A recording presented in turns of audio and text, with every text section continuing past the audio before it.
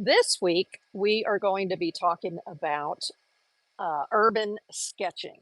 And urban sketching means that you're sketching on the fly. So you're outside your normal elements and you're going to be sitting there au plein air, meaning outside, and doing sketching. Now, sometimes I take photographs of where I am and then I come back to my studio and then I do the sketching once I'm in my studio.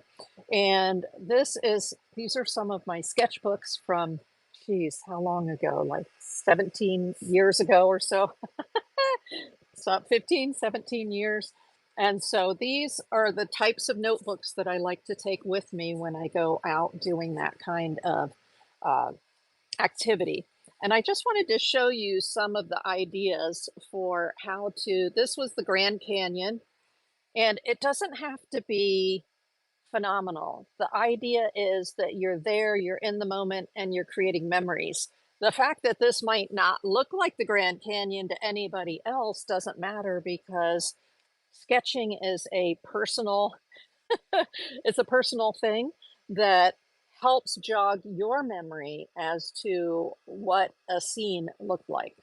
And then in this same notebook, I have taken several trips to France, and so this is the bell tower and some of the buildings and homes in that little town in France. Now, I actually have many, many pictures that I took in that location, and we're going to work off those pictures tonight while I show you some of the urban sketching techniques. Here again, there's a photograph that I took right there of the town. This is actually a farmhouse, and then there's a big expanse, and then there's the town in the background. There you go. You see all those buildings? It's actually a town called Tourette-sur-Loup, so I actually wrote it down here. Tourette-sur-Loup is a town up in the mountains in France. Let's see, we fly into Nice, I think, to go there. Yeah. And then it's an ancient, ancient town that's built on the side of a cliff. Those buildings look old. Yes, I forget how old it is. It's way old, way old, way old, like 11 in the 1100s or something like that. 1200s, they built the city. And it's built on sheer rock cliffs with a path outside that goes outside. And I took my kids and we walked the whole path. And then my husband at the time took our kids off to do go-karting, and I got to be in this medieval town all day by myself. I took amazing pictures and I did also on-site sketches. So here you can see from that photograph some just the marker where I'm showing the idea of distance here and the buildings. And then here is just the farmhouse that was in the foreground. I wanted to do that later with some oil pastels. And then here's another one. Now this is a photograph out of a magazine on the airplane when we were going back home. And so, but I liked the purple and the green colors in it. Let me bring it down here for you. And so I cut it out, taped it into my book, and then did some sketching on it. So I wasn't there, but that is a photograph of the one of the features in Nice, which is where we flew into. Here is another one. This is St. Thomas in the Virgin Islands. And so a little sketch I do real quick with a marker, and then here is a sketch using colored pencils down below here, trying to get the feel of it. I really like working with markers, and that's what we're going to start with when we get to sketching. Let me see what else. Oh, there's some. Oh, this one. This one. It doesn't have to be buildings are the features. This is a gnarled old tree on the island of St. Thomas in the US Virgin Islands. That tree has lived through how many hurricanes, huh? Lots. And so here's a marker rendering of it. And I didn't go for the green in the background and to make it busy. I just went to the tree. I like the gnarliness of the tree. So I focused on that for that particular drawing. and I make notes on it. So it says tree at the Ritz-Carlton, which is where we were staying in St. Thomas for that trip, and then the date. So I have an idea. Here is the beautiful waters off of St. Thomas and a quickie sketch. So I find it can be helpful to take a picture of where I am, and I might do the sketch on site and live, but then I add a picture to it later. So that's what I did here. This is a little koi fountain in one of the shopping areas in St. Thomas in the Virgin Islands, and then I took a picture of it and added it here with the notes for it. So these are just some, oh yes, in the middle of one of the shopping areas, there's a little bench right there. Again, I took the picture of it, but I did the initial sketch. I did the sketch on site, and then I put the photograph in the book, and I came back and I added color later based upon the photograph. So those are just some ideas of what you can do with taking pictures and building memories. Let me see, there's one other one here. Now this is more typical of what I see often.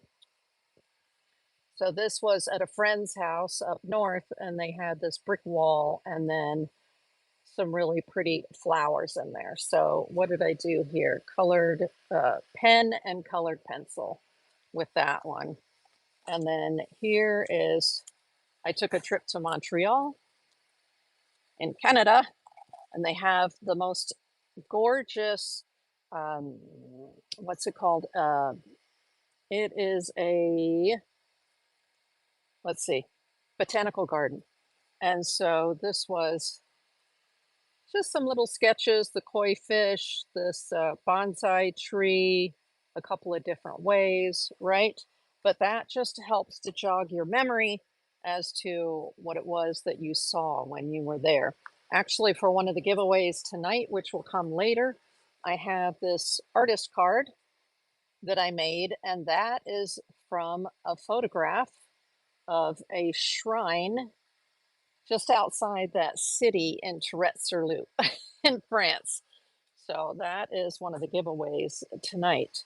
The supplies that we'll be using tonight are some watercolor paper, and I really love this format for when you're traveling. Those other books are a little more rectangular, a little more squarish, and this one is nice if you like to do landscapes. And it, I love the ring binder. You saw those other two books were ring binders. So this is a picture that I did on site of somebody's statue in their backyard. And so that's the kind of thing that I like to do with these is, you know, it's super easy. It's small, easy to take with you, and it's watercolor paper. So if you choose to put water on it, you can.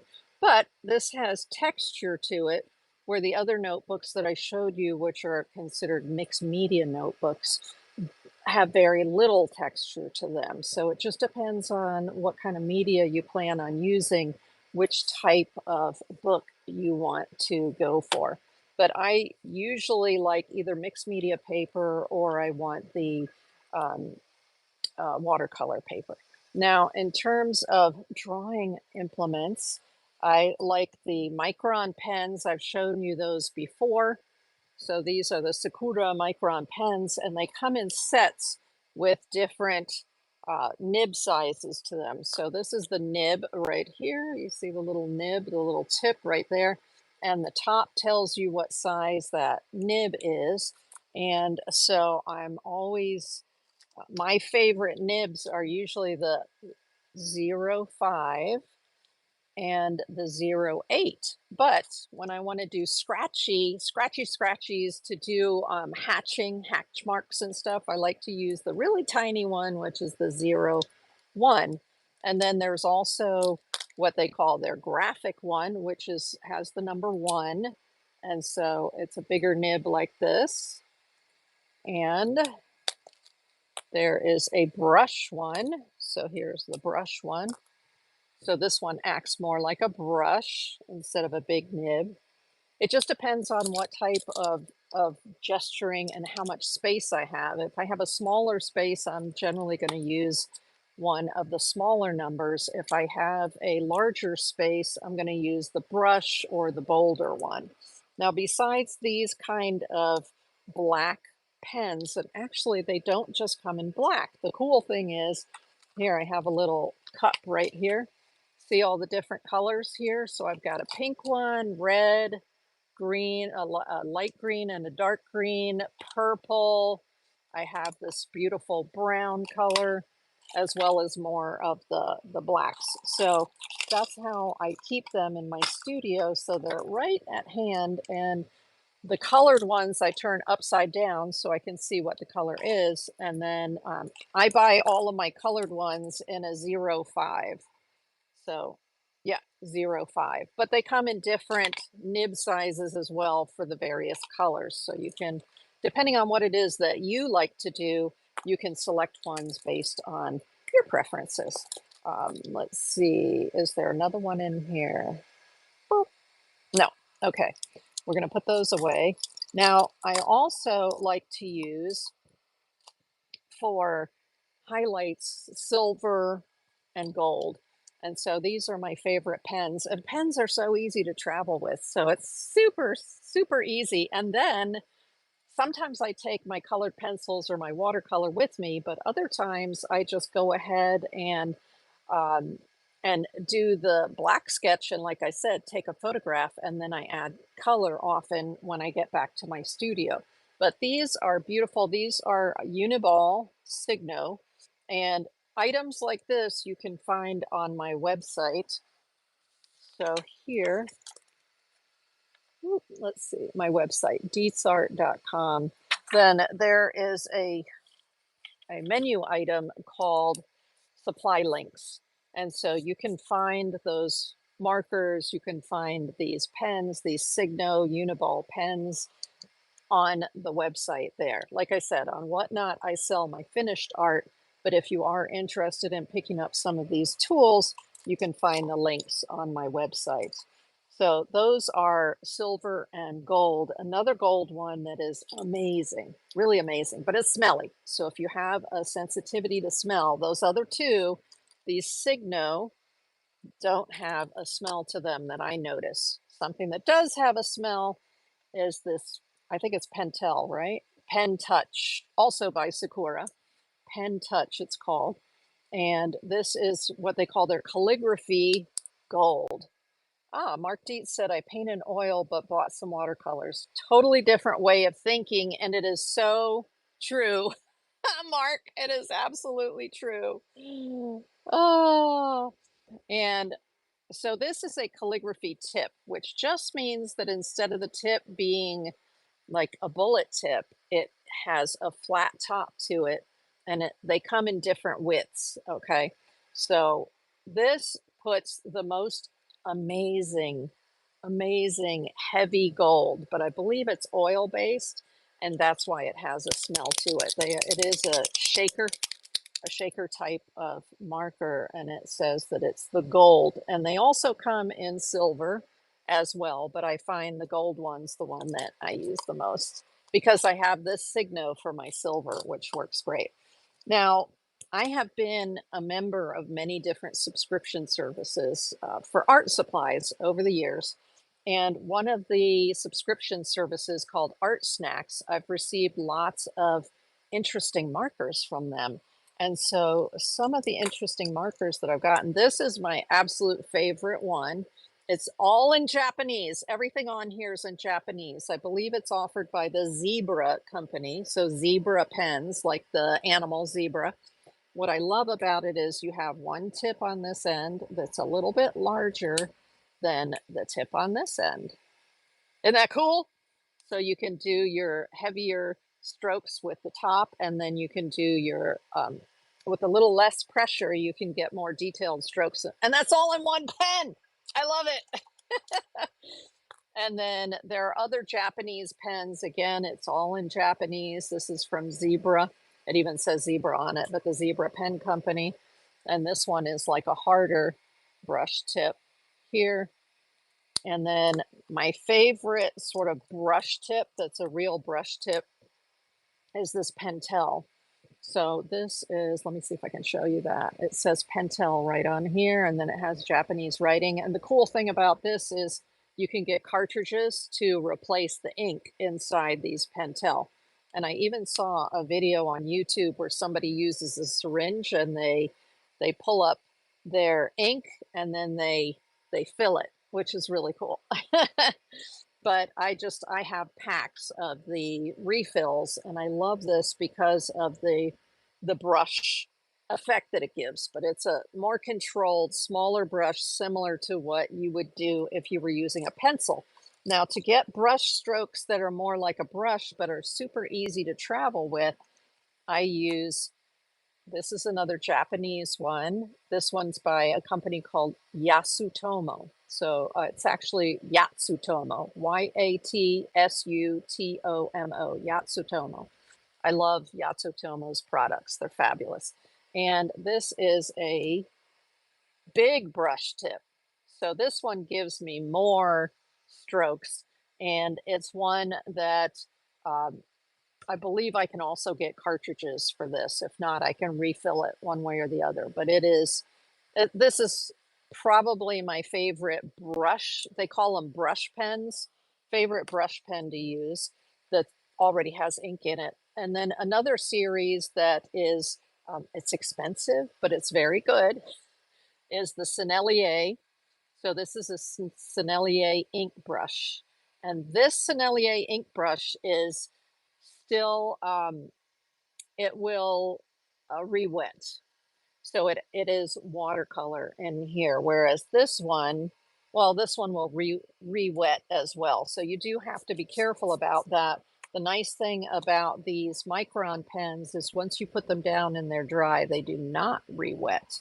So it is important to know that depending on if you're going to be going back over top of your work with watercolor or not. Sometimes I don't care.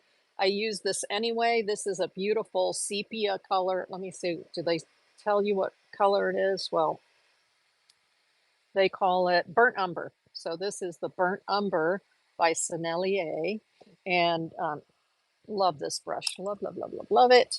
But it does re-wet, and sometimes I don't care. I don't care because we're sketching. Okay, so don't get like worried that it has to be perfect. We are sketching here, and so as wonky as it can be, as your hand is in the moment, just let it be. It's all good. Now, in terms of the pencils, the colored pencils I like to use, these are interesting. They're by Koh-i-Noor, which is an excellent company, and they are woodless color pencils. So there's just a lacquer coating on them. There's no wood on them, which means you can see you get lots and lots and lots of color out of these. And what I recommend is the set of 24. And so that's what I have here. I noticed that I'm missing one of my pencils. I don't know what color it is, but I'm missing one out of there. So it must be somewhere in the studio. And they come in this nice case. I like that this is hard plastic, so it keeps them from breaking. They won't break, and so they travel very well. And even if they do break, like I showed you last week with drawing instruments, it doesn't matter that they might break because the whole length of this is pigment, and so you can just put it into my favorite. I showed you Koh-i-Noor is the company here, right? Last week I showed you my favorite uh, sharpener, and it's also by Koh-i-Noor, made in Germany. And I mentioned that the reason that I like this Koh-i-Noor, it has three different lengths here, so for different types of pencils, and it determines whether you want this kind of a shave on your pencil or this kind of shave on your pencil tip. And these are replaceable blades. There's a little screw there. You could take the screw out, replace the blade, and put the screw back in. Awesome. Oh, let's see. I have a question over on YouTube. Do they allow these on airlines with liquid in them? Seems like a good way to pass the time while flying. Excellent question. And the what is the limit? There's a limit for a single container in terms of how much liquid you can have. So that is, I believe, 3 ounces. And this is very tiny. I don't even know if it says ounces on it in terms of how much. Yes, it's zero point 0.2 ounces. It's less than an ounce. It's a fifth of an ounce. And so, yes, I take these on the plane with me all the time. And I usually take them in my carry-on luggage or, whatever I'm carrying, my purse or whatever bag I'm carrying onto the plane, because that's where I have my sketchbook and my little water container and all of that. Now, if you're worried about that, because it may be different in other countries, then instead of taking these brushes, what you can do, my favorite travel set of watercolor is this koi watercolor, and you can get it in 12 colors, 24 colors, and 36, and there might even be a 48. Mine is, let's see, 24 colors is the one that I usually travel with, and it looks like this, and this is all watercolor, but it comes with a water brush. And so you can bring this on your plane empty, and then it's super easy to fill the water brush. There's a little cap in it here. You take the cap out, and then you just pour some water in there. The way that I do that without spilling water everywhere is I bring an empty pipette. I actually got this empty pipette from Critter Chops over on Whatnot. And so it has a nice thin top to it here, and I just squeeze the bulb, get up some water, and then squeeze it into there. I don't have any mess, and I've got my water in there. This one already has water in it. And then I can screw on the top. Now this top screws backwards. It's from Japan, and it screws backwards from the way we would screw something on here in the US. So don't get confused. And then with the water in here, I can just turn it. It's soft plastic. You squeeze it, and when I squeeze it, water should. Can you see the drips there? The water comes out, and now I'm ready to use it to paint with. And you might think, well, that's only one brush, but when I paint, I'm using multiple colors. That's what these little sponges here are for. So if you get your color on there, so this is a green, right? And then I want to go to, say, a red, and you know that if I mixed green and red, I would get a muddy brown color, right? So you can take this tip, and then you use the sponge right here. So I would squeeze it to get water down in there, and then use the sponge to wipe up the color. Now these are watercolor, so the cool thing is that they will re-wet, which means that when you get to your destination, you take your little sponge out, you rinse it out. You can put a little soap on it too if it's a dense color that doesn't want to come out.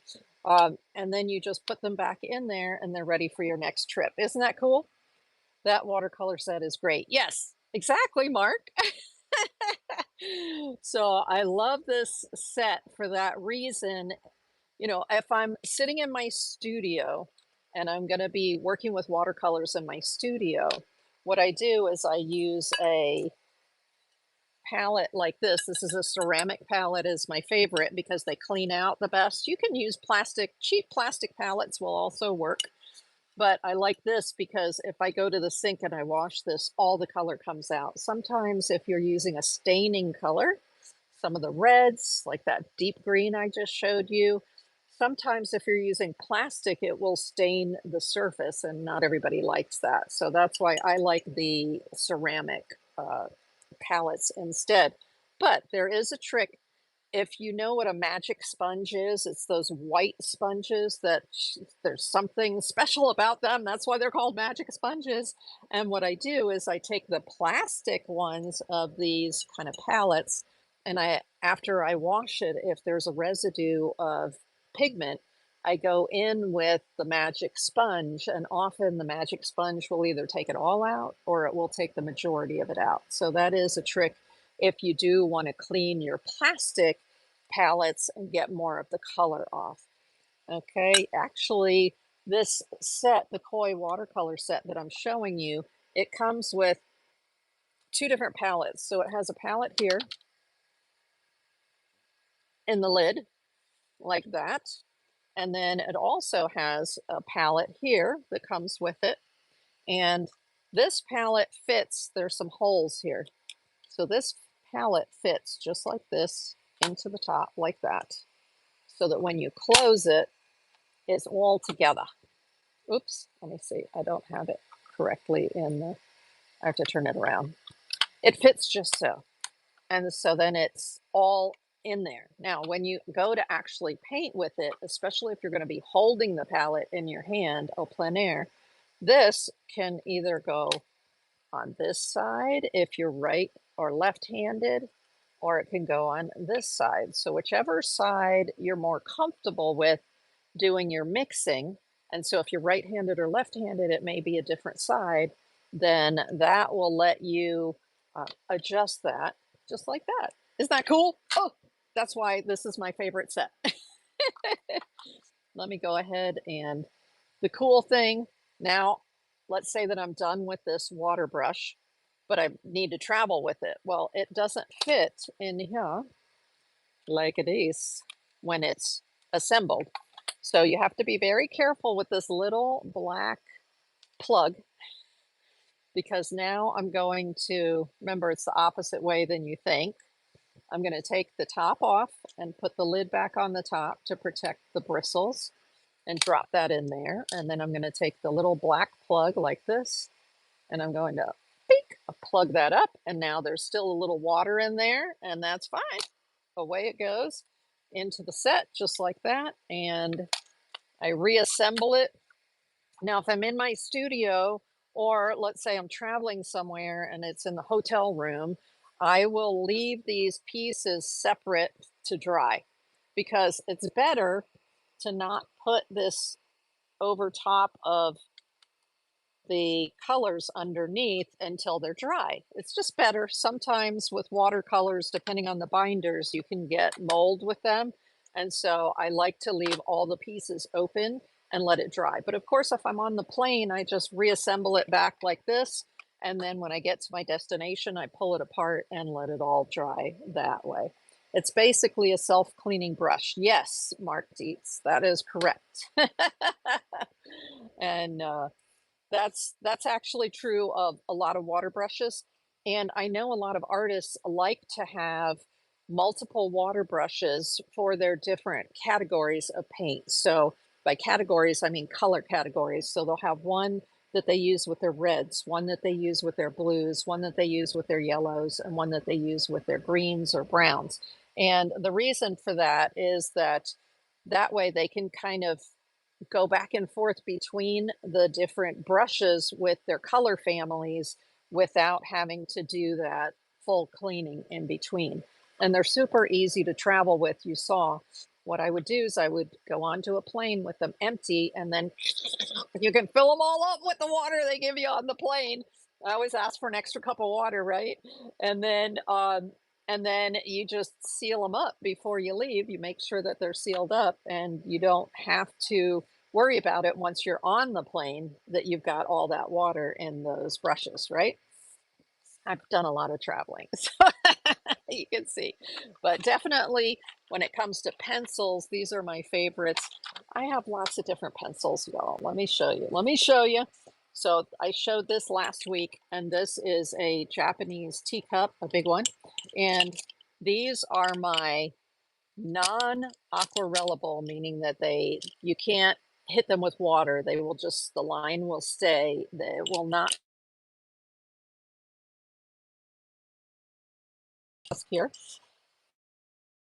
Cup just for pens and for pencils that are aquarellable. That means that these are water soluble, and they're all in this one. So that if I want to draw a line and I'm working on, say, an acrylic painting, and I want the line to just melt into the water media, then I use these. I also have packs of watercolor pencils, which are specific to just watercolor. And sometimes I'll take, these are not water soluble, these Koh-i-Noor woodless pencils, but the watercolor pencils that I have two different types of sets. Actually, is one of them down here? I don't know. I moved a whole bunch of stuff around, y'all. So everything is not where it's supposed to be. But the Stettler brand from Germany is my favorite, where it has a little case with it that it will sit up like this, and then it's easy to pull the pencils out and put them back in. And the pencils are triangular shaped, so they don't roll off the table. Great for working with kids for that, but those are my favorite watercolor pencils. And I have other brands too. I mean, that's what happens when you do art, you end up with lots of art supplies, I find anyway. Now, if I want to put a special beautiful mark besides using these gold pens like this one and this one, right? These are in pen format. If I want to just hit my artwork with a shimmer, then I use these Ganzi Tambi watercolors. And this happens to be the Starry Colors pack, but there's also a pack that is, um, it's like gem colors, but it's also sparkly. So there's the pack of all these different golds. And then there's a white, which, what do they call the white one? White gold, they call it. So this is their gold set. This is just basically white, a white iridescent. But these, oh my gosh, I saw another artist, Diane Enton, using them on YouTube, and I was like, I have to have those. And they are phenomenal. I love these. So once I get to my destination, if I want to add a little sparkle in certain areas, let's say it's a sunset or a sunrise, and I want to put a flash of gold, then I get to my destination and I use my watercolor, either watercolor brush, one of these like this, or I use the water brush and I pick up some of this gold and whack it in there. Now, the nice thing about this Gansai Tambi, which is a Japanese style watercolor, is that these are little individual pans like this. So if you run out of one of the colors on the back, it says the color number and the color name. This one is red gold and it's number 902. So then you can go to the Kuretake company who makes this. So it says right down in the corner here, Kuretake makes the Gansai Tambi, and you can order just this one to replace it in your set. So if you find that you use a particular one of these, and that's true of this set of golds as well as the other Gansai Tambi paints as well. So again, you can find these on my website under supply links if you're interested in purchasing any of those. Now, before we go any further, let me show you, I generally show you either artists that I get inspiration from, or I show you books that I pull inspiration from for the subject. So my favorite book for what we're going to talk about tonight, which is the urban sketching, is this one, Urban Watercolor Sketching. And this is by Felix. I'm not going to pronounce that last name. That is quite the last name. But love this book. Love, love, love it. What I like about it is it helps to encourage you that you don't have to, it's not about perfection. Urban sketching is about real quick getting the idea down. And you can rework it in the studio later. So for instance, and it's about memories, like I was showing you in my sketchbooks, it's about memories. This is actually a book. Let's see how old this is. I got this a long time ago, and so it inspired me to do some of that. Let's see, blah, blah, blah. Huh, I don't see the page that tells me how old it is. Oh well. Normally it would be right here, but it's not. Does it say on the back? Nope. Okay, but it's by Crown Publishing, Watson Guptill. Now, what I do is whenever I show you an artist or I show you a book that I use for inspiration for a subject, I take that and I put a link to it, to the artists or to the books, in the description of the video once the video is over. So I will go back on YouTube And I will update the description and I will add in links to the reference, like this book, as well as the different papers and tools and supplies that we use during the show. So this book will be linked in the description of the YouTube video once it's over. Oh, got to run, but some great info. Oh, thank you, Mark. Appreciate it. And I hope you'll join me again. Okay, so you see this person in a bathing suit? You see how just fast and gestural it is and not worrying about getting details right. That's what I love about urban sketching. You're on site and you're just getting the feel for a subject. Here are some of his notebook images. So you see here, it doesn't have to be true to size. Big ear, right? Pronounced chin. We're artists. We get to interpret what we see any way that we want. So, yes, you can exaggerate things. And that's what I love about this kind of sketching. Let me see something else exciting.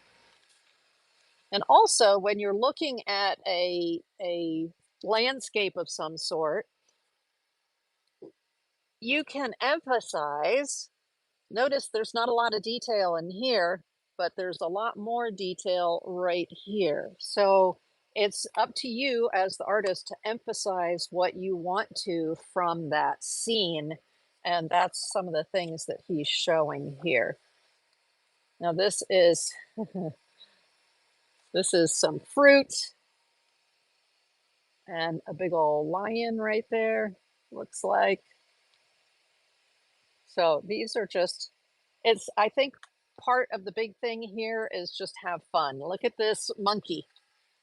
This is his interpretation of a monkey holding a banana. See how the arm is super exaggerated and long? Oh my gosh. And all the big teeth here. Now, you can make it funny and add braces to those teeth, maybe, right? Because it's our drawing and we can do whatever we want. Let me see something else fun. I like the attitude that he has in the fish here. You see these funky fish. All right. And toward the, yeah, here, beer bottles. So you can take something that's very common, fork and knife, bottles. You don't even have to, let's say, buy bottles. You can go to an antique store and sit there with your sketchbook and go brrr and do a quickie sketch and throw in a little bit of color with your colored pencils, maybe, of unusual bottles. The people who merchandise, meaning that they're putting product out on shelves, often are very good at laying the shelf out so that there's a lot of interest. And so you can learn about composition by going and looking at the way that marketing people merchandise their shelves. And then you can draw that very quickly, gesturally, it's called gesture drawing, and get more, tune your eye to composition. And so this is taking household items, and here it is without color, and here it is with color, and here are bottles without color and bottles with color. So those are some of the ideas of what you can do. More faces that are just absolutely insane. Insane! Look at that. This is an amazing, amazing reference book, and I hope that you'll pick it up after I throw the link in there for you. Oh, now here, using that idea, you don't always have to have gone to a location in order to sketch that location. So, for instance, here, well, actually, I have been to New Orleans. So here, this is a little booklet about New Orleans that I picked up at the library this week.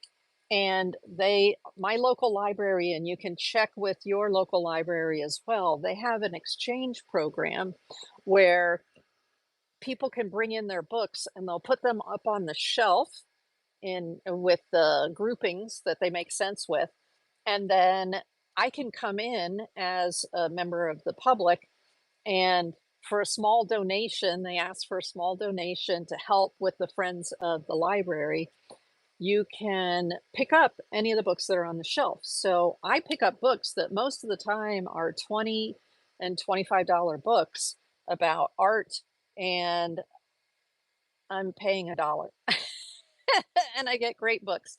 So this one I paid this booklet, I paid 50 cents for it at my local library. So check out your local library and see if they have some sort of program like that. It's fabulous. But I've been to New Orleans. I took one of my daughters to New Orleans for her 16th birthday. We had a blast. My favorite thing is to take the graveyard tour. It's fabulous. But there are a lot of wonderful sites right downtown there in New Orleans. So, for instance, here, the multi-tiered buildings and the horse cart, that kind of thing. And so these are the types of things that I remember from being there, but I don't know where my photos are from the trip that we took. I was focusing on my daughter and having a good time. So this happens to be a book that I got for cheap from the library.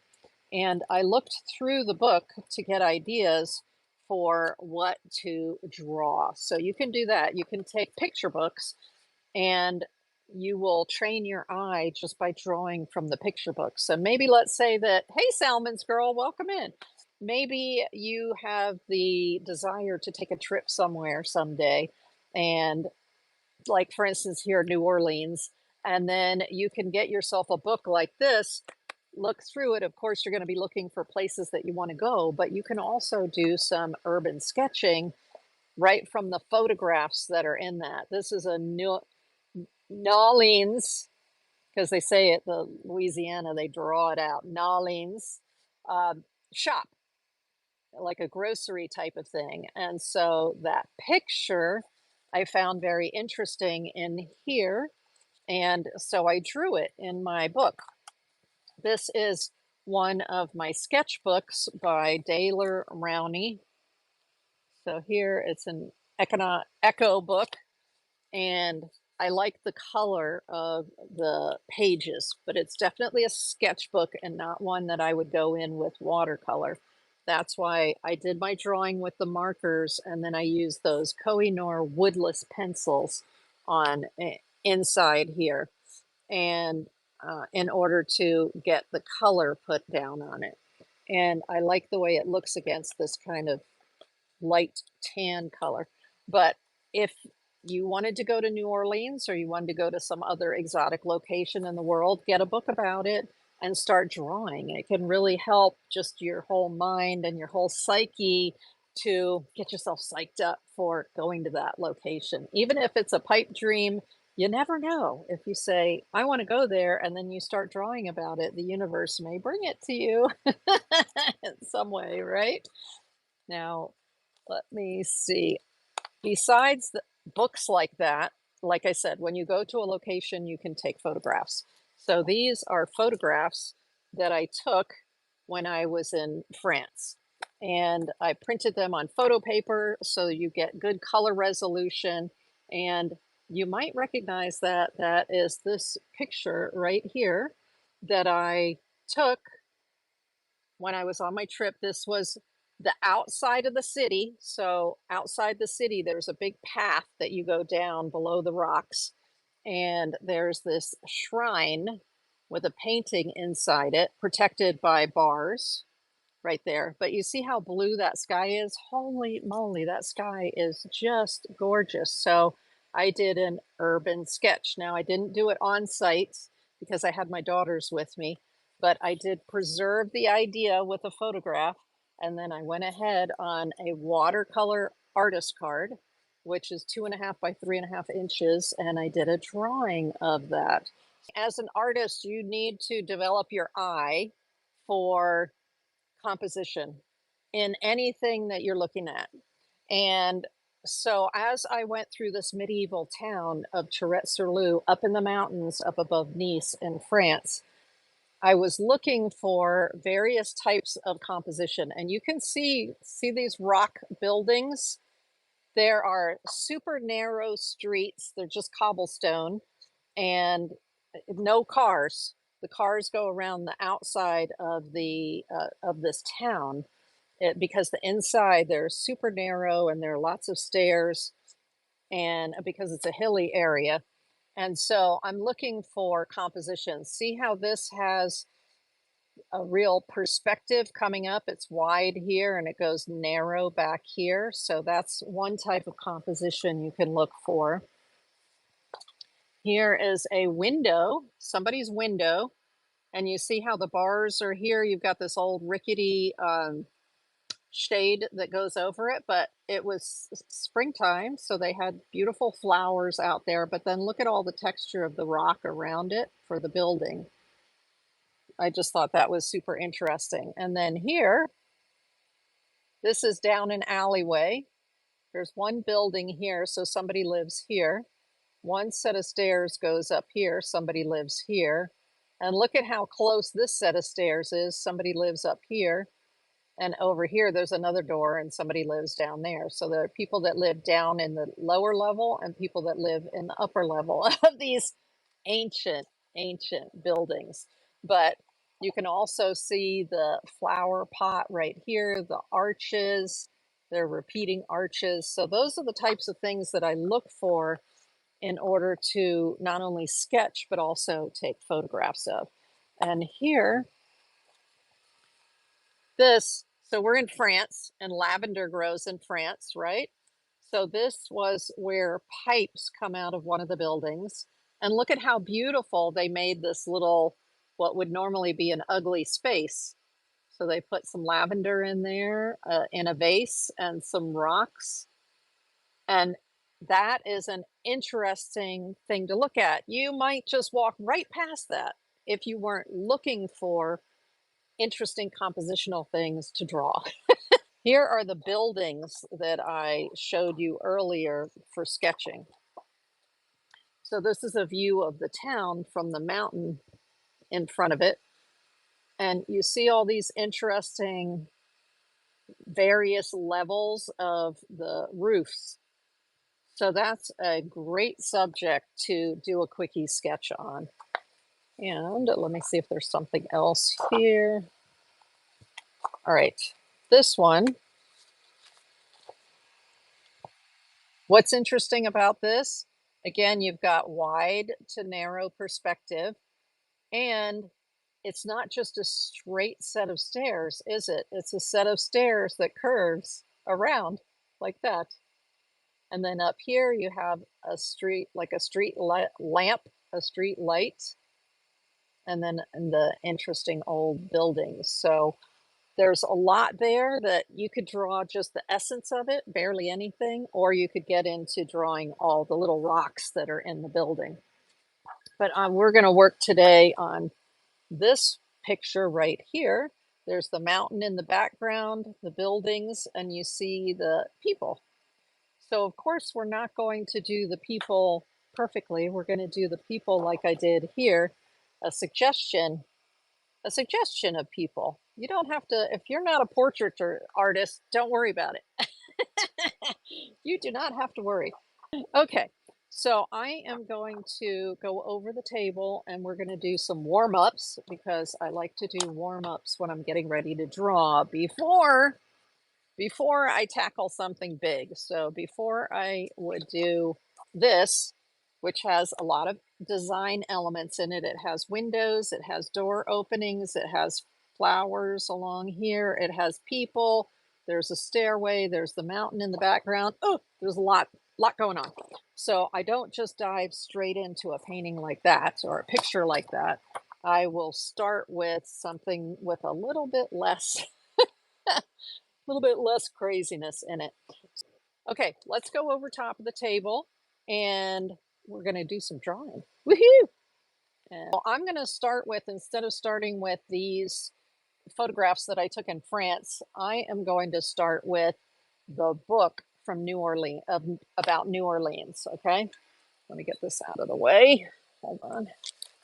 And there are just so many fun things in here, but what struck me, what interested me was there's some grocery pictures like in the back, like the type of food, there's etouffee, there's What is the little sweet beignets, right? The little sweets, the puffy pastry. Oh, so good. But here, very famous Louisiana Cajun hot sauce, right? Hot sauce. So I just thought these jars were so fun, these bottles, as it were. And so I'm going to show you first on cheap paper. This is watercolor paper from Michaels. Super inexpensive, super, and I mean super inexpensive. 90 pound, which is still a very nice weight, watercolor paper. It is a soft, it has a very soft texture to it. It is almost smooth, but not quite smooth. You know, hot press paper is your typical smooth watercolor paper. This is in between hot press and cold press, so there's a tiny bit of texture there.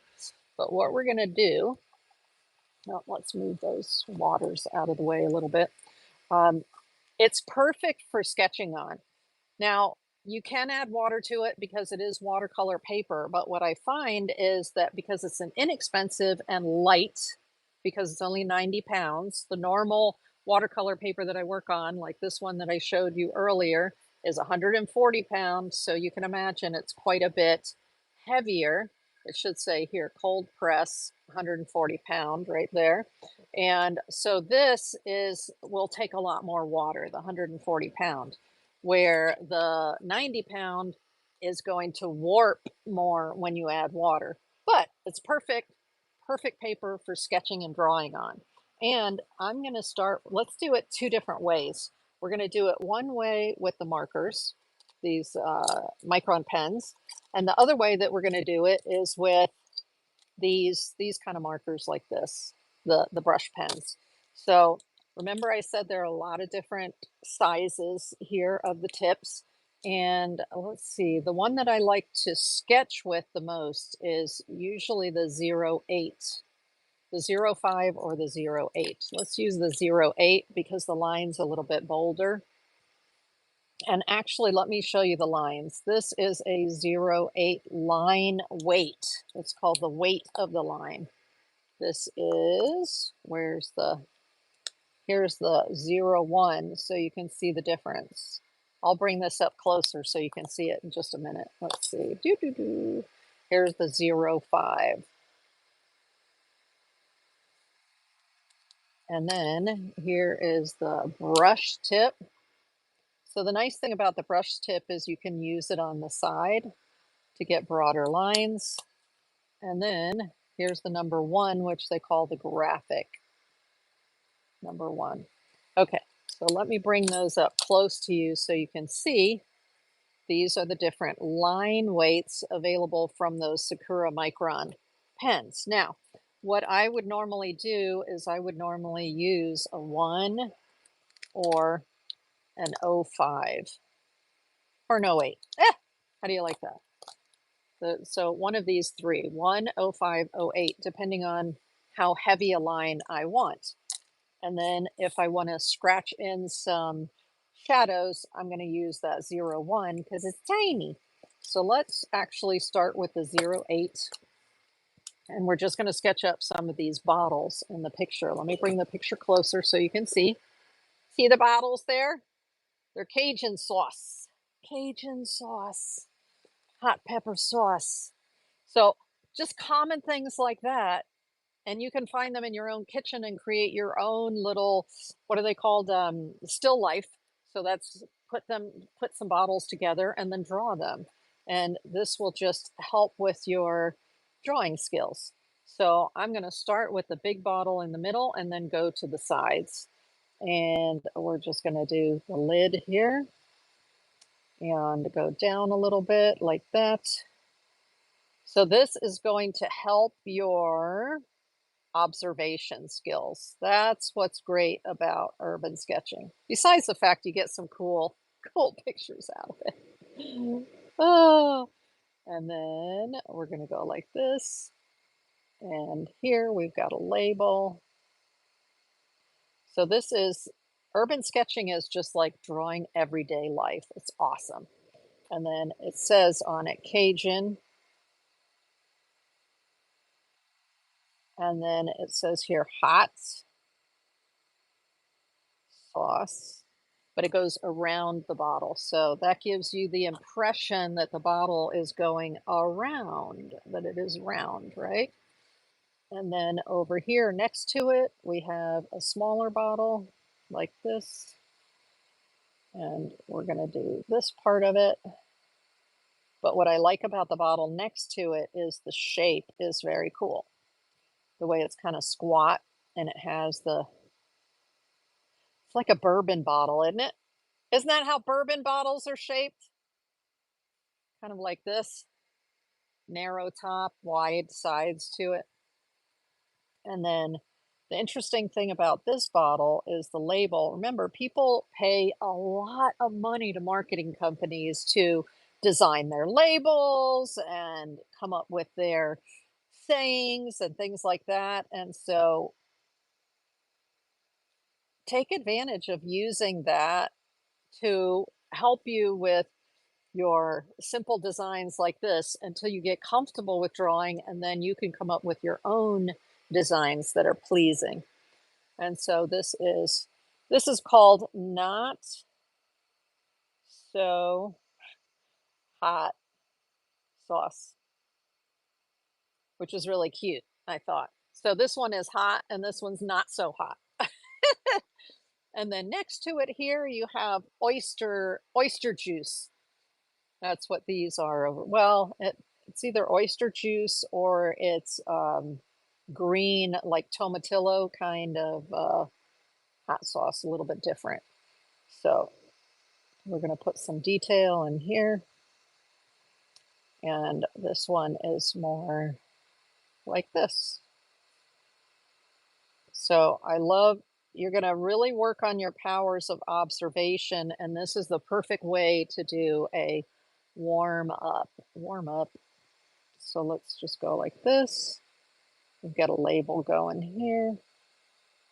Now, in order to make something appear round, notice that the top and the bottom of the label are not straight across. I've actually curved them a little bit to go with the curve on the bottom of the bottle, and that helps to give you the impression that the item is round.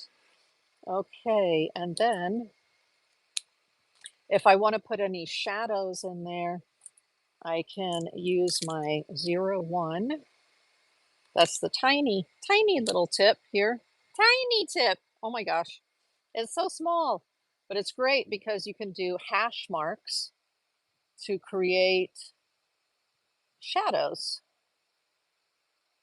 and little details. So that's what I'm going to do here is I'm just sort of creating hash marks to give you the impression that there is a shadow back behind there. Plus there's a little bit of shadow around here. So you can get as detailed or as not detailed as you want based on the size of the tip of your marker. Okay. So we're just putting a little bit of shadow in there. Is there any shadow on the bottles? Yes, there's a little bit here in the back, and this is actually thick. And then here we've got some shadow back in here.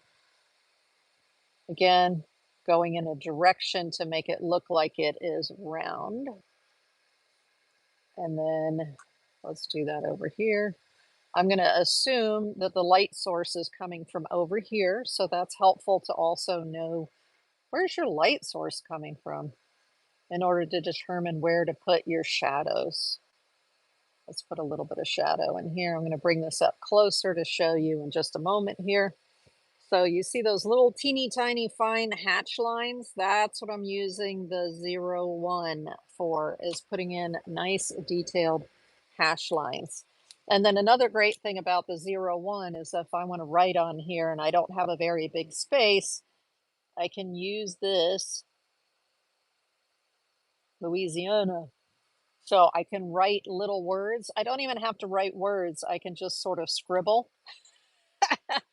And by scribbling, you give the impression that there are words there, but there actually aren't. So this 01 is phenomenal for that. All right, so that's doing just a basic sketch like that of items. And I could go into detail with some of these other, look at that bridge, right? With the little lights on it. How fun would it be to do that one? But it's a lot and not something I would do quick with you. But something like this, where there are tables and some hanging plants, I'll show you where I did that. Okay, where's my other notebook where I did that? Pew, pew, pew. I do have a big notebook here that I did these on, and I just have to find it for you. Let's see, here it is. So this is a mixed media paper book, big book. And so you can see here where I did one of the tables from the cafe with the hanging flowers over top of it. So I started, and here's the image that I took that from. And I started with the smaller pen, the 05. So let me find the 05 for you. I started with the 05 and then came back with watercolor and filled it in with watercolor. And these, you can see I used a heavier marker because the lines are much thicker, and then I colored it with watercolor.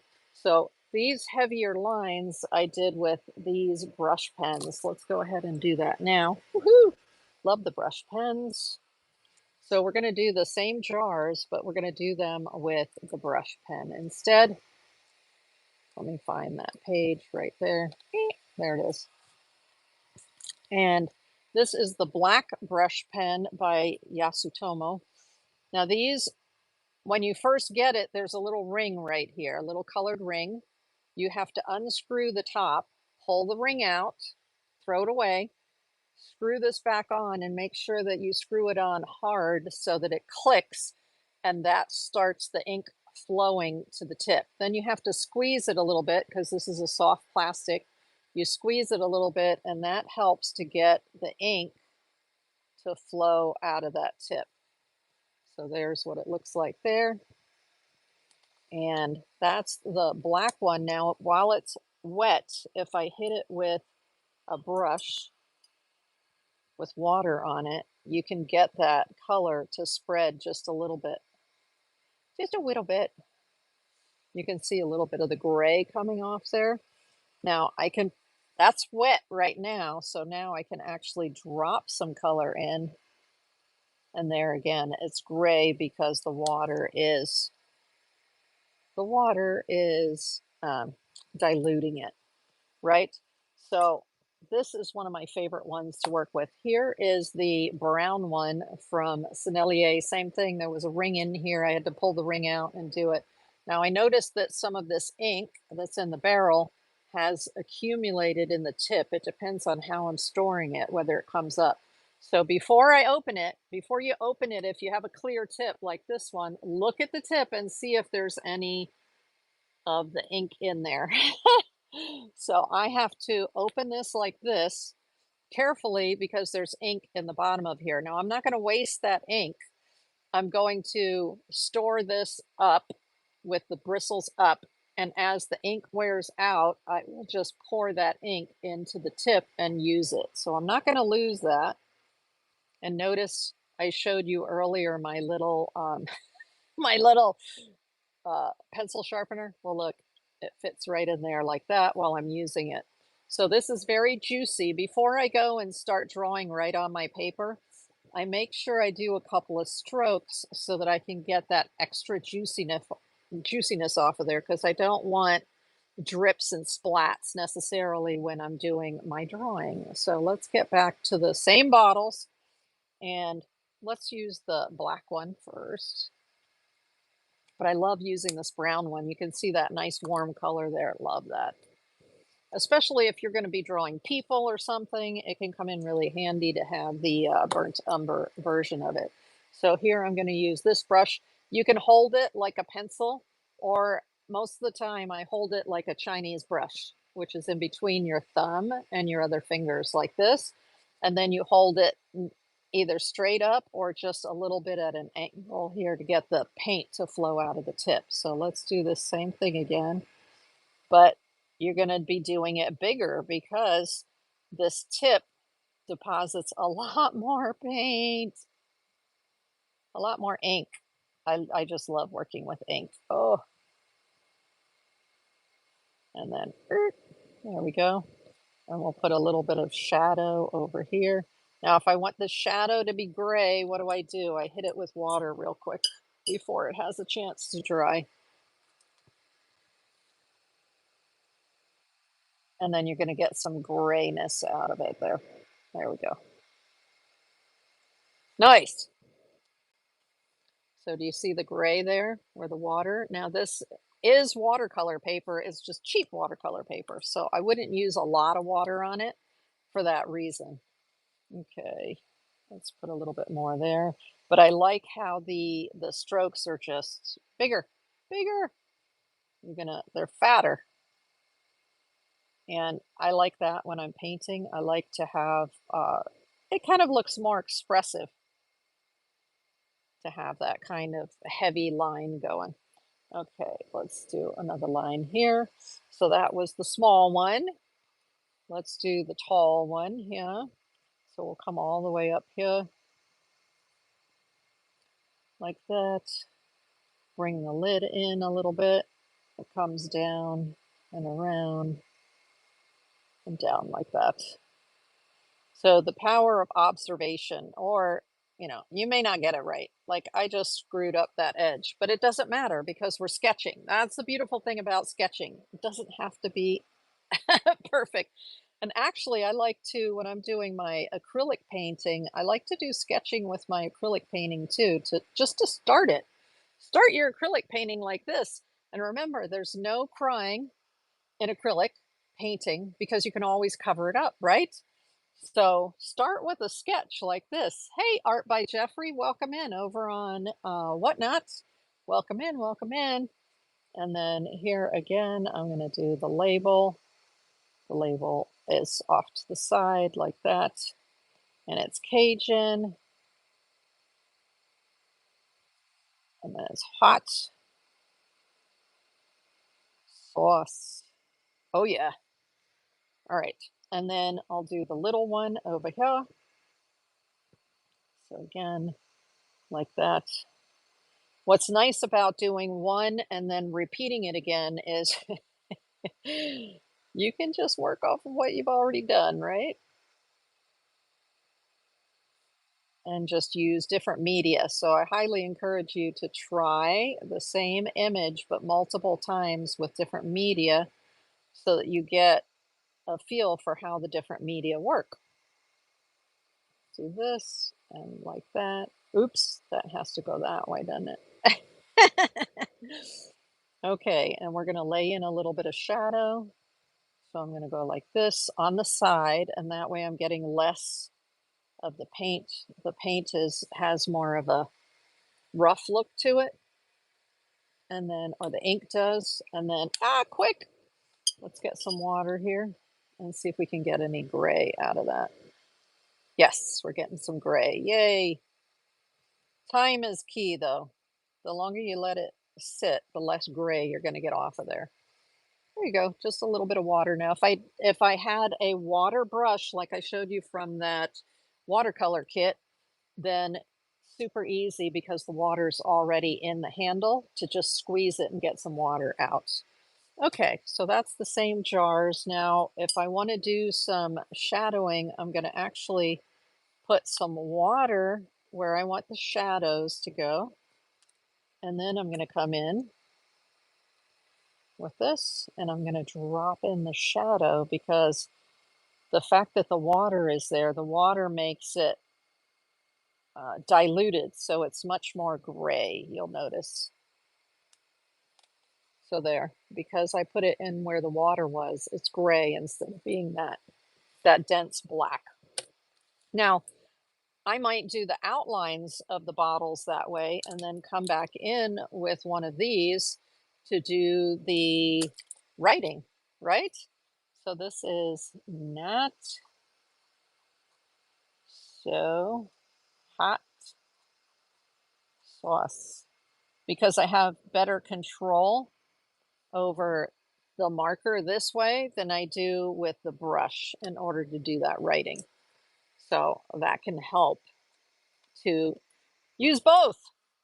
Use all the tools at your disposal, right? Let's find something that I can use the brown on. Oh, there's a sandwich here. There's a sandwich.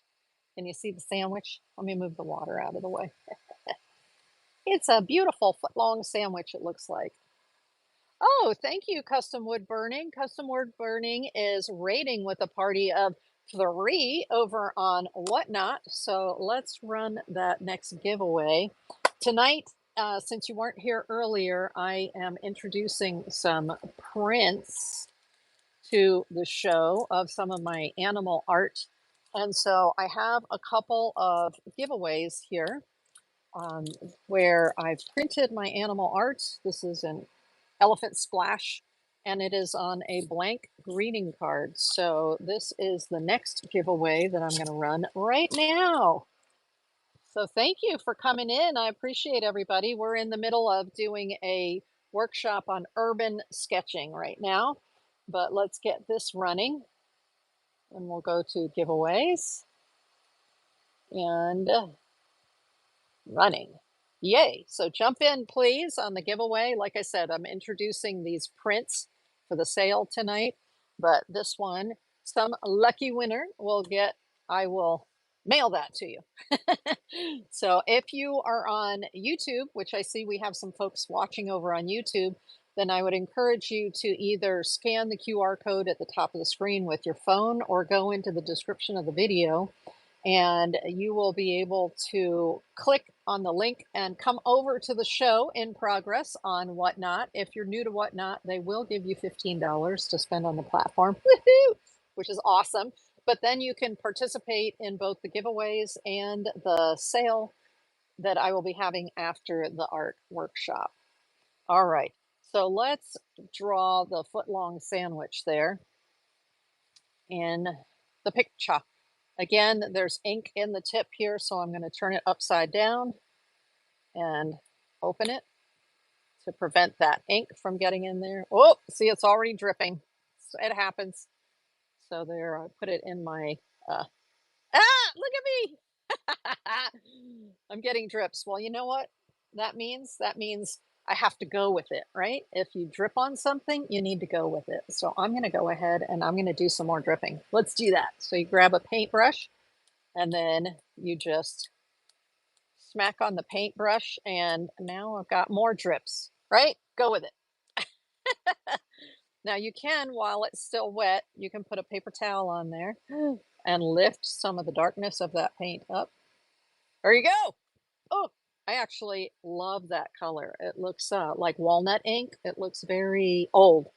You can make something look old by using that. Okay, so now I'm going to take this. Remember, when I start with a brush pen like this, I get excess moisture off on a piece of paper. And then I go ahead and do my drawing. So let's draw the foot-long sandwich up here. It goes, remember, we're just sketching. We're having fun. No pressure. That's the beautiful thing about urban sketching. And then we've got the edge of the bread down here also. And then we've got all kinds of goodies spilling out of it. So this is rounded here. So it's your power of observation, right? And then playing with fun tools like this. Could I do this with a pencil? Absolutely, 100%. Like I showed you earlier, I have tons of pencils right here on my desk. I can have, loads of fun with those. Generally, when you go out urban sketching, though, you can take a pencil, but my favorite is these Micron pens. And then if I really want to get funky and loose, I use the brush pens. Okay, so we've got that going on there. Let's see, it's a little bit darker on top here. So let's add a little bit of extra. Of course, if you wanted to, you could take a brush with a little bit of water and we'll just make it run a little bit. Why not? for fun. Okay. And then we've got that there, that there. Perfect. And now we've got tomatoes, lettuce. Let's use the colored pencils that I showed you earlier to put that in. So I'm going to put this away and I'm going to go to the woodless color pencils. And why am I using the woodless color pencils instead of using watercolor? I absolutely could use my watercolor on there, but as I said, this is a little bit lighter paper. It is a watercolor paper, but it's a cheap, cheap, cheap kids watercolor paper, and it will, if I use too much watercolor on it with too much water, it'll warp. So this is the perfect kind of paper to come in with my pencils. These are the Koh-i-Noor woodless pencils. So if you weren't here earlier, these are the kind of pencils they are. These are great because they just have a little bit of lacquer on the outside of them here. And the whole core is color. Excellent value. And I buy the 24 set right here. So using my pencils, I'm going to start with the lightest color first. Oh, come on, pencil. That's the trick with these. If you ever have trouble getting something out, just grab your palette knives, okay? I always have them handy. Actually, I'm going to start with the tomatoes. Let's start with the tomatoes. And then I can do the green around it because I'm looking at the picture and that's what we have. Tomatoes sticking out here and another tomato here. Remember to have fun. That's what urban sketching is all about. Just having some fun. All right, we've got a section here. We've got another little section here. So these are our tomatoes. These pencils really lay down nicely. I like how they lay. I like how the pencil lead lays down. They do erase, but they don't erase completely. I'll show you that in just a second. So if I went, oops, I put some somewhere where I didn't want it. I like to use the regular, pretty, thank you, custom woodworking. I like to use this kind of pencil. Oh, okay, so who won? I see that the giveaway is over. Dang it, I like to watch. Who won the giveaway? Let's somebody chime up in the chat and let me know who won the giveaway. I mean, it's going to show me anyway, but when I go to ship it. But I'd love to know who won it. Custom wood burning. Yay. All right, custom wood burning. That's going to come your way. Woot, woot, woot. Phenomenal. Okay, so I like to use the white eraser instead of the like a gum eraser with art supplies, art pencils and things. So what I'm doing here is erasing, and what you're going to notice is that not all of the pencil color comes off. So just bear that in mind when you're using very pigmented oh, LOL, I'm driving, didn't see it. Custom wood burning said she didn't notice because she's driving. Well, thank you for listening to the show while you're driving. I do the same thing. I put on my favorite auctioneers shows and I listen while I'm driving as well. It's hard to bid though when you're doing that.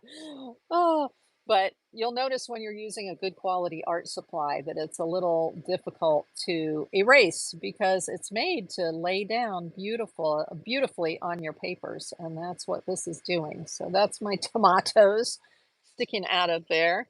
Now, the inside of the tomato I can see, so you're using your power of observation. I can see that underneath the bread there are some dark areas. So I'm just going to put those little dark areas in. And I always go lighter first and I can always go darker, right? So I'm looking and going, oh, that's not quite dark enough, but I can always go darker. And notice how this pencil is broken. It's in two pieces, but it doesn't matter because the whole thing is pigment. The whole inside of there is pigment. So I love supplies like this because it doesn't matter that it breaks. I can just sharpen this end, or I can even work with it like this if I want to cover a large area like that. I can work with that end. So it doesn't matter that they break, all right? You can see the white, I've used so much of it that this is all that I have left. I had broken off the top part of it. Yeah. Okay, so let's get back to, these are the lighter colors, so let me go a little bit darker still. I'm gonna do this sort of sanguine-like, sandwichy kind of thing to give it a little bit of darkness right next to the sandwich. So I'm shading based on what I see in the picture. There we go. Plus, the bread, after this is dry, I can go in with my pencil and I can do some shading with my pencil as well. Let's just do that. Why not? And there's actually some little sesame seeds on top, so let's see if the white shows up, just not very much. I would probably do better to use the yellow to do the sesame seeds. Why not? There we go. And remember, this is sketching, so we're not trying to do a fancy picture. We're just trying to get ideas down and build our observation skills.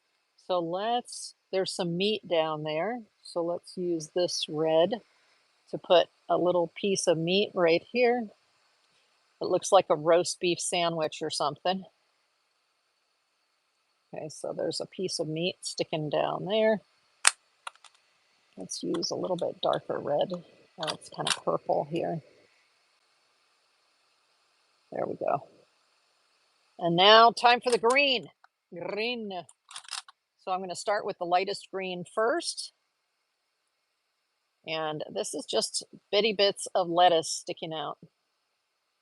So we're going to have some fun with that. You don't have to do anything earth-shattering. It's just have fun. It's a sketch. What a lot of people do, actually, there's somebody that I watch on YouTube. I love it. She sets a timer. She does her sketches every week. She puts up a video with sketches and she puts a timer on. And it's so much fun to watch her draw within that time. So that is definitely a good practice, is to set a timer when you're going to do your drawing. Select your image and then do your drawing with a timer. Now this is a darker color. I was just using this lighter green and now I'm going to go a little bit darker. So you build just your lightest color first and then you go in and you start to build a little extra drama. So right where there would be some shadow, I'm going to put some more lettuce like that. So just what's great about this is there's no pressure and you can experiment with different techniques and get better. Okay, I know you can see that and you can tell that that is a sandwich. That's a sandwich. It's a sub. Okay, now I'm seeing with my eyes, I see that some of the bread is showing down at the bottom here. So now I can go back in and I can go along here and I can just add in some of the bread, right? In those white spaces. Sometimes that's what you do. You come in at the very end and you fill in little details like that. Okay. Nice. There's our sub. And I know it looks like a sub. Hey, Simply Smarter Shopping. Welcome in over on Whatnot. And so that was using a combination of working with a brush pen to give you those very loose lines and then coming in with some colored pencil. Now let's go to working with watercolor. So I'm going to leave this, which is the very inexpensive 90-pound watercolor paper, and I'm going to go to the more expensive 140-pound paper. So here's the perfect example of what I would take with me if I were painting au plein air, which means outside. It's the Canson Montval watercolor paper. And on my website, there is, and if you're not familiar with my website, it's right here, deetsart.com. There's a link, there's a menu item called supply links, and you can find my favorite papers and things there. But here is a notebook with 140-pound watercolor paper, which means it will take um, it'll take watercolor beautifully. So you can work on it with colored pencils, but I just find it's so beautiful for watercolor. Okay, so let's take this out of here. This is the one that I want to tackle right now, which is the side of the buildings and a few people. Remember, you don't have to paint the people with perfection. It's not about perfection. We are sketching, urban sketching. Now, something interesting that I noticed when I printed this photograph in large format, so this is 8.5 by 11, there's a person sitting right here reading a book.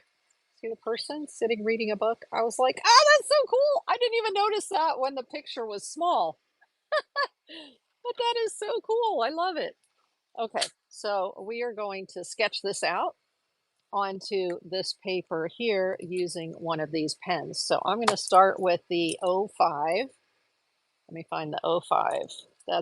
That's usually 05 or 08 in general is the what it is that I want to paint with.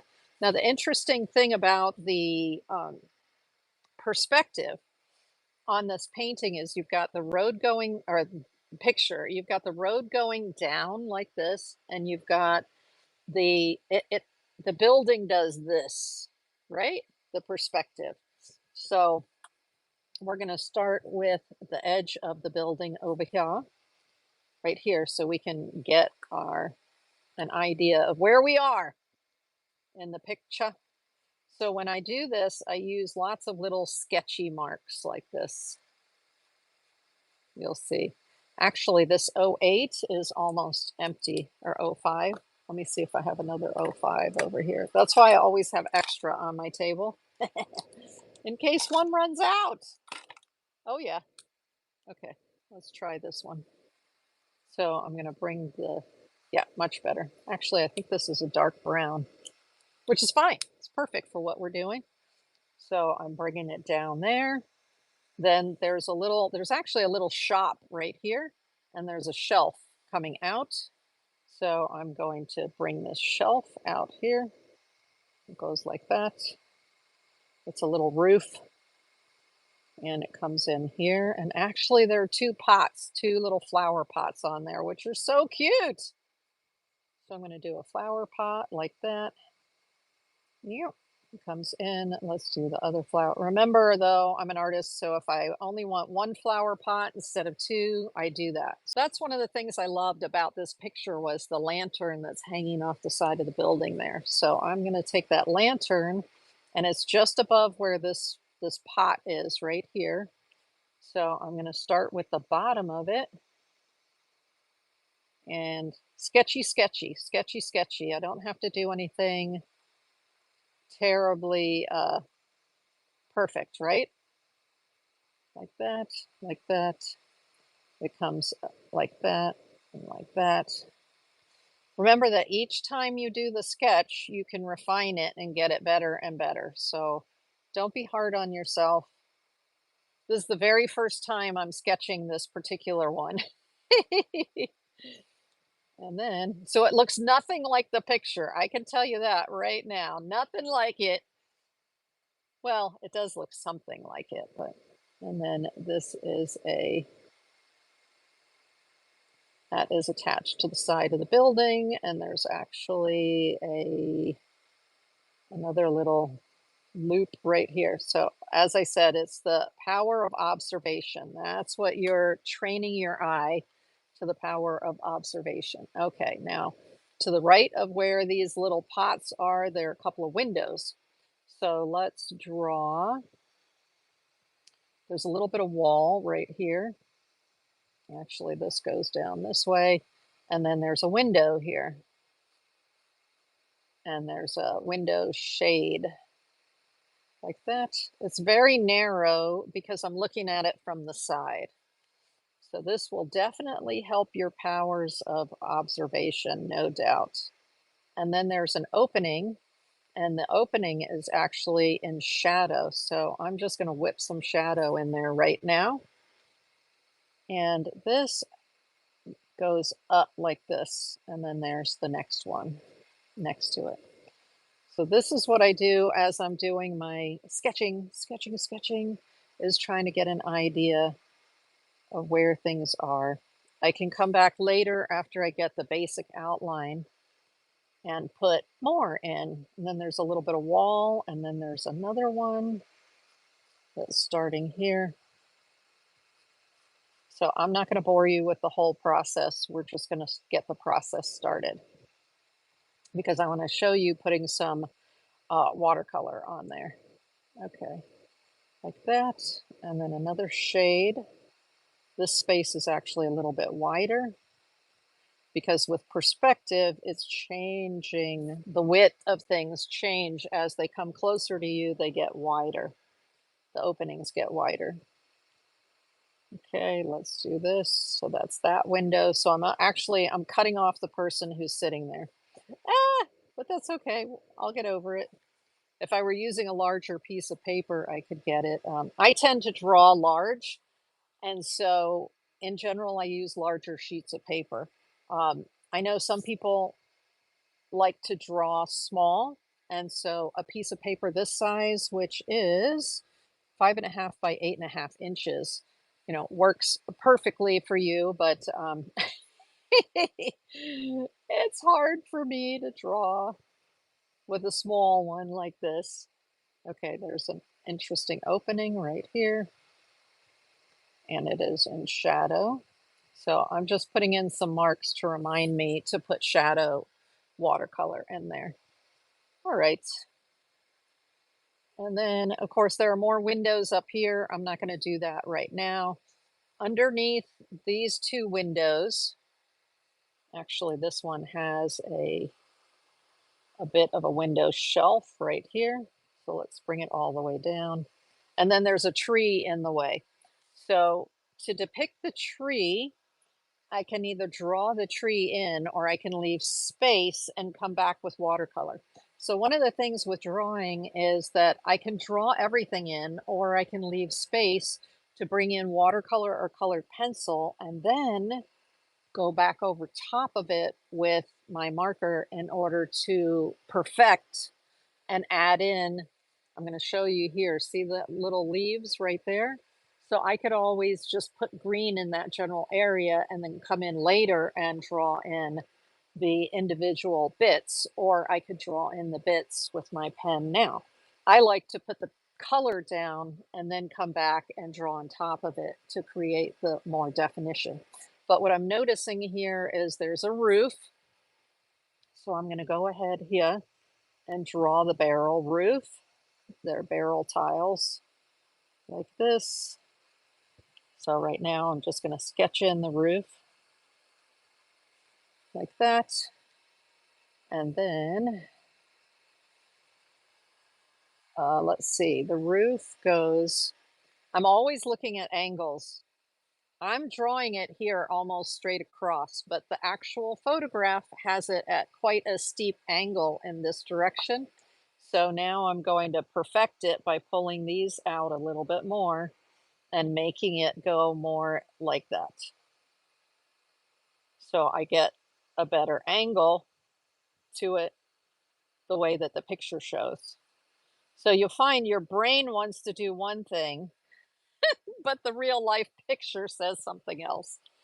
Okay, let's put some little loopy loops here and like that. Okay, so there's our little roof right here. Now this is an atelier, so that's a shop. Du Cure, which is leather. It's a leather shop. Okay, so let's bring the side of the building down here. And then this side of the building goes out like this. It's kind of unusual. Okay, so there we go. And then there's another little roof, interesting little roof right here. And it has tiles on it as well. So you are going to increase your power of observation by drawing like this. I can assure you.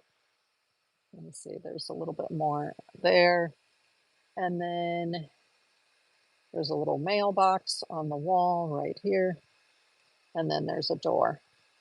But I'm not going to fully draw that in because there's actually a guy walking right here, right? So let's go ahead and I could draw that sign in. I'm not going to do that right now. Oh, look, there's a watering can up here next to those pots. Isn't that fun? It's like you don't even notice things until you start drawing in detail, and then you go, wait a minute, there's a person there. Wait a minute, there's a pot there. Oh my gosh, it's so fun. So I encourage you, if you do have a photograph and you love the photograph, print it big like this. And then this is on photo paper. So the photo paper really helps the colors to pop and gives you definition more so than if you printed it on plain paper. So I highly recommend you print on photo paper like that. All right, this has some wood stanchions that come down here.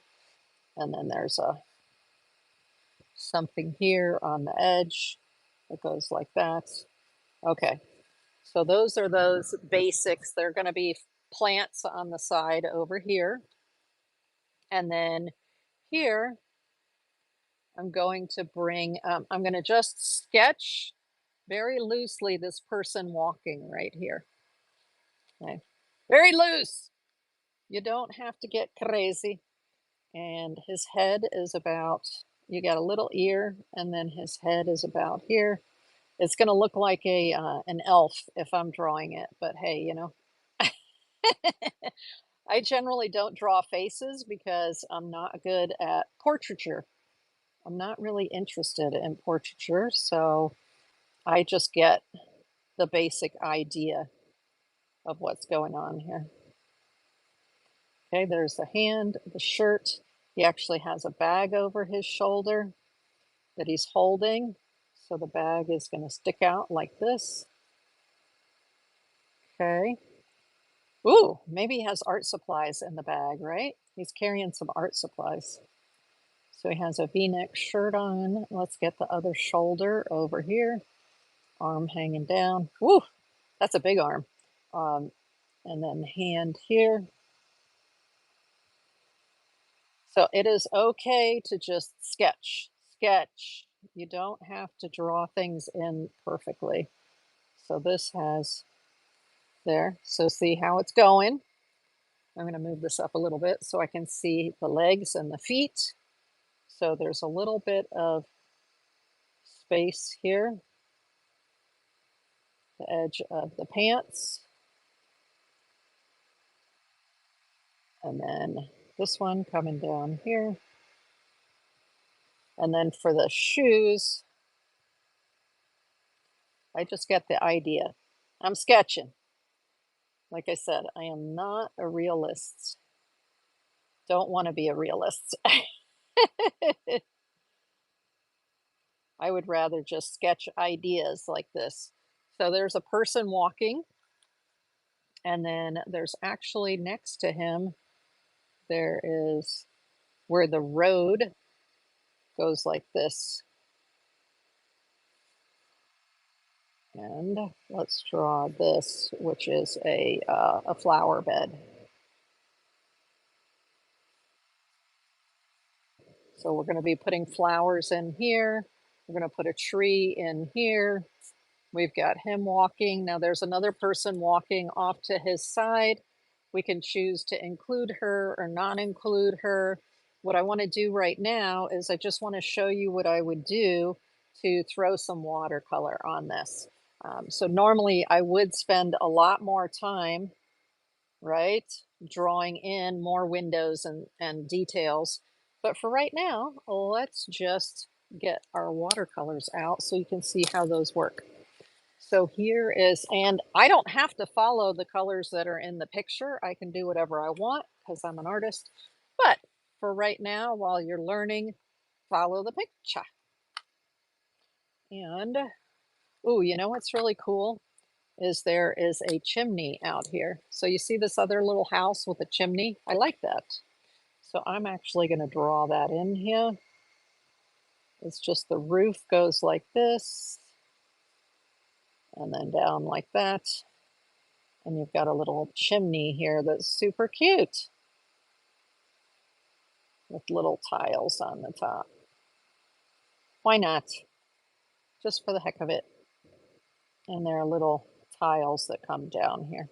I love the S tiles or the curved tiles that are on these homes in these really old towns like that.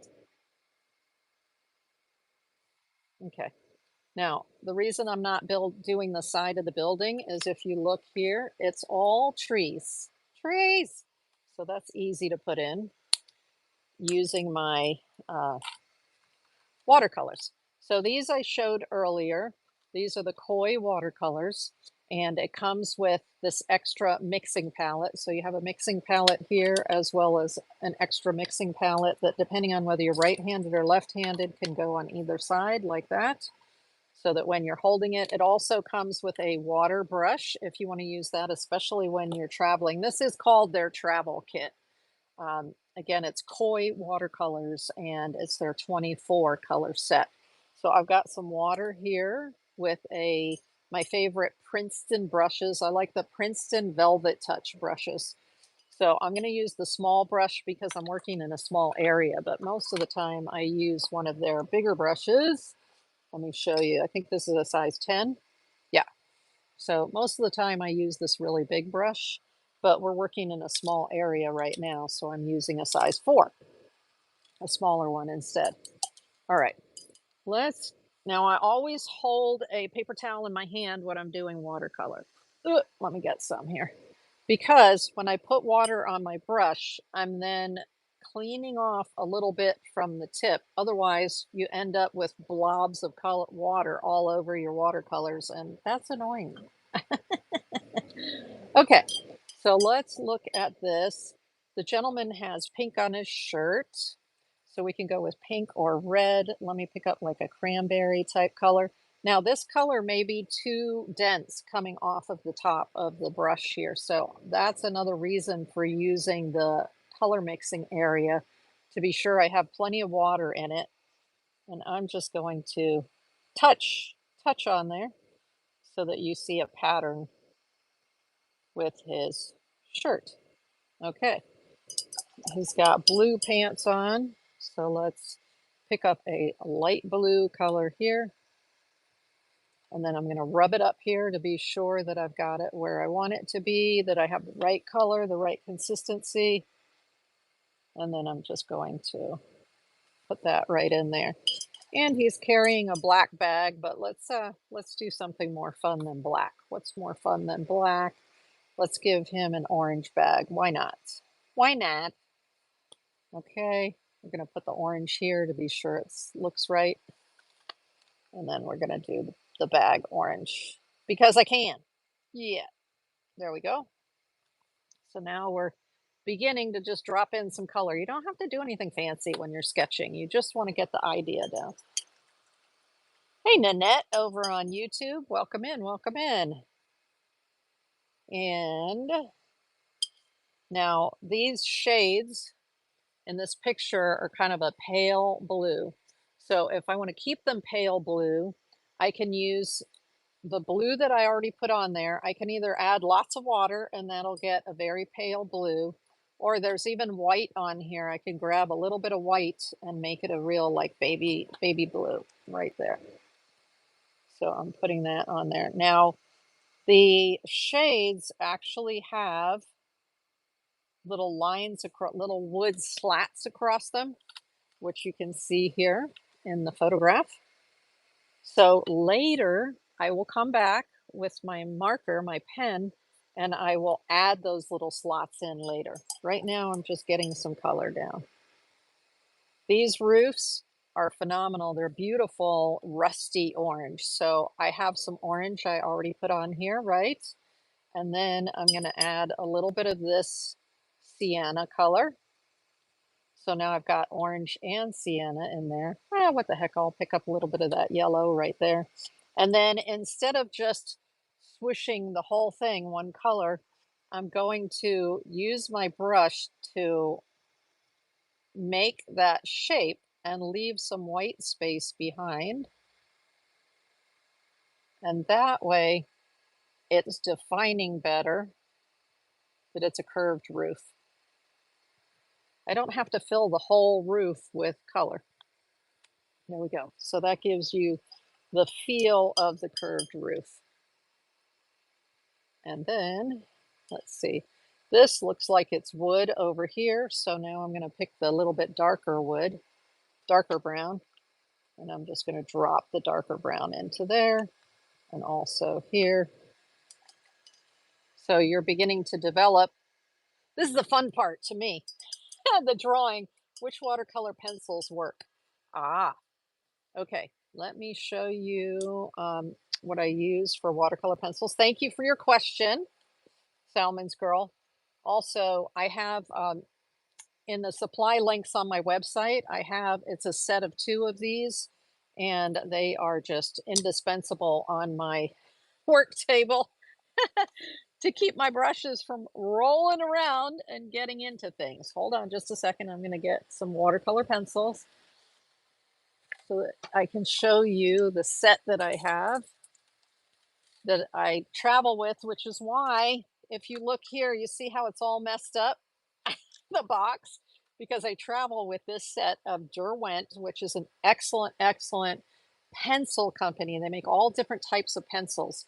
And so they have this is a special 36 set edition. They make them in England. And let me see if I can slide this out for you or not. There we go. So this is the outer. There they are. I like watercolor pencils that come with some sort of holder so that you can see your colors and you can see which ones I use the most because they're the shortest, right? So here's this one, which is a purple blue. Let's see if it says on it, ultramarine, number 29. So if you wanted to buy another one just like this, you could get it from Derwent. You just need the color name and number of their watercolor pencils. So this one's short. This blue one right here, a green one is short called grass green. So these are the colors that I use the most, but I'll do it right now for you since you asked, because you can just take watercolor pencils instead of taking a set like this. If you're more comfortable with watercolor pencils, these Derwent watercolor pencils are fabulous. And so let's do like a terracotta kind of color. Ooh, let's put the blue back up here. And I have, so I'm going to use like a light tan and a sort of an orangey red. And so if you're more comfortable with watercolor pencils, you can come in and lay your color in like this. And then just hit it with water, of course. So I'm layering the colors, which is fine. Layer your colors. And then I'm going to hit that with my damp brush right here. And it's going to turn into watercolor. What I find with the watercolor pencils is that in general, watercolor pencils let you, not the woodless pencils that I showed you earlier, these, the watercolor pencils in general erase nicely. So as long as you're not, pushing too hard to push it into the paper, then in general, they work to get that out of there, to erase.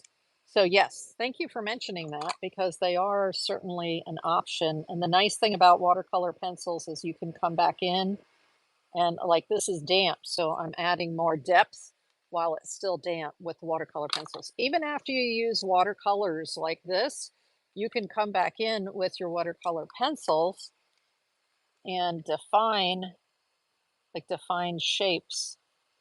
And you don't even have to add water. You can just use it as a pencil, right? Laying down color like that. But the advantage is if you want to, you can add water to it and get that effect. So let me bring this up to you in just a second. Like this, like this. So that's a nice combination. So now we've got a combination here of using the pen, the watercolor, and now the watercolor pencil. And if I didn't like what the watercolor pencil looked like, I could just add a little bit of water in there and then do it again. Do it again, do it again. That's why it's super important in my mind to use a thick watercolor paper that can take multiple wettings. Okay, that's why I recommend the 140 pound. And I have a bunch of them that are listed for you on my website under the supply links. Okay, that was an excellent question, especially when I'm putting in greens, plants. So for instance, here, I can just do this, just scribble. Actually, next week's workshop is going to be about scribbling. So I can just scribble in some pencil there to start the green going, and then build my different depths of green, light, dark, like this. Remember, we're sketching, so you don't you don't have to do anything realistic. I'm not a realist. If you haven't been with me before, I am not a realist. I'm an impressionist. So now, even though I just used watercolor pencil there, I can still come in with some of the green. I'm going to use the light green and the mid-tone green together, and then lay some green in there. Even though I have the pencil in there, I can still do that.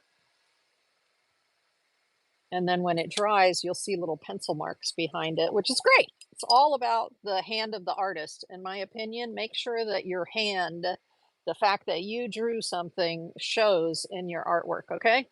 I think that's really important. Let us do, where else? The lamp. Oh, I just love the lamp. Let me look at the lamp. So the lamp has some frosted glass on it, I see. Oh, I missed a line. I see that I missed a line. And the line is the bottom of where the glass is. There we go. So I want to put like a frosted color in here. So I love that this has white in it. And there was a tiny bit of blue there, so which is perfect because that will give the impression of glass. So just very soft. And you might say, yeah, but Tristina, it's white all around it. It doesn't really show. Ah, it's only white around it right now. As I work on it, it'll get, all the other areas around it will get color on them, and then that will show as being white frosted glass. All right, let's do the top of this. So I need a kind of coppery color almost. So I'm going to start with this, which is a yellow ochre. And I'm going to put it in here with the orange. See, that's too yellowy orange right there. So I need a little bit of brown in with it. So this is where I'm mixing, mixing, mixing. And then there's some black, right, or gray right next to it. Let's pull the gray in and see what happens. There, now I've got a darker color. Okay, so now I'm going to put that here. And that gives me the elements, the elements of the lamp right there. Now, if I feel like that lamp is too dark, like I want the color to be lighter, all I have to do is get some plain water on my brush. And if you're using watercolor, you can lift the color back out. So have a paper towel handy. And that way the light face here is going to be lighter and the darker face, or the other face over here, is going to be darker. I'm going to pick up some of the darker color on my palette and I'm going to darken that other side so that it looks like it's in shadow. Right there. Okay, so I'm not going to bore you with finishing this painting. I wanted to give you some of the techniques. Now, actually, there's one more thing. Hey, Sue Ziedzik, welcome in, welcome in. One more with the plant over here, right? So we've got some plants and vines growing, and this is where I've got nothing there. So I can come in and just get creative. Usually I lay the lightest color down first. So I'm just going to come in And I see some leaves over here on a tree and some smaller leaves here. And the nice thing about a brush like this is you can just lay in those, just stroke it. And the more I press down, the more, the bigger the leaf looks. Okay. So I just left that spot empty so that I could build these plants in here. And then I can come back later and add in the, use the pen and add in the detail of branches and things back behind it. Okay, that's how I work with that. All right, so I appreciate you coming to the art lesson